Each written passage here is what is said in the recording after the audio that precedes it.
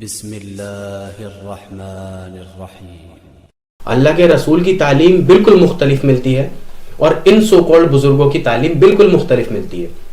اللہ کے رسول صلی اللہ تعالی علیہ وسلم فرماتے ہیں، دیکھنا میرا مرتبہ عیسیٰ ابن مریم کے ماننے والوں کی طرح بڑھا مت دینا، میں اللہ کا بندہ اور اس کا رسول ہوں، مجھے اللہ کا بندہ اور اس کا رسول ہی رہنے دینا۔ یعنی اپنی طرف سے میری محبت میں غلف کر کے یہ مت کہہ دینا کہ میں سب کی شفاعت کر دوں گا قیامت کے دن۔ ڈزنٹ میٹر وہ بندہ کس قدر اللہ تعالیٰ کا باغی ہو یا اس نے قرآن کھول کے بھی نہ دیکھا ہو کبھی زندگی میں، پوری زندگی اس کی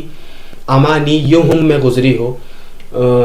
وہ شخص کبھی اللہ کو لے کے سیریس نہیں تھا، کبھی نماز روزے زکوٰۃ کو، یا جو زمانے میں ہو رہا ہے سب کچھ اللہ کے خلاف ہو رہا ہے،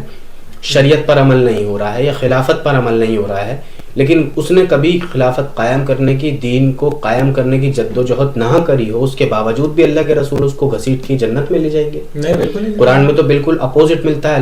اللہ تعالیٰ قرآن مجید میں فرماتا ہے اللہ کے رسول کے تعلق سے قیامت کے دن کا سین۔ اللہ رب العزت نے قرآن مجید میں فرمایا کہ وقال الرسول، یہ رسول فرمائیں گے کہ اے میرے رب، یہ میری وہ قوم ہے جنہوں نے قرآن کو پیٹ کے پیچھے پھینک دیا تھا۔ یہ قرآن کہہ رہا ہے۔ حدیث میں آتا ہے اللہ کے رسول فرماتے ہیں، اللہ کے رسول روئے اس بات پر، جب یہ آیت پڑھتے تھے تلاوت کرتے تھے تو خوب رویا کرتے تھے کہ یار مجھے گواہی دینی پڑے گی قیامت کے دن میری ہی امت کے خلاف، کیونکہ انہوں نے قرآن کو چھوڑ دیا، تعلیم کو چھوڑ دیا، طریقے کو چھوڑ دیا، ہر طریقے کی مس انڈرسٹینڈنگ ان کے اندر داخل ہوتی گئی، انہوں نے کبھی کلیئر کرنے کی کوشش نہ کری۔ اور حدیث میں ملتا ہے اللہ کے رسول اپنے امتیوں کو وضو سے اور نماز سے، رونق سے پہچان جائیں گے، تو آپ کہہ رہے ہوں گے اصحابی اصحابی، تو فرشتے کہہ دیں گے کہ نہیں، یہ لوگ آپ کے دشمن ہیں،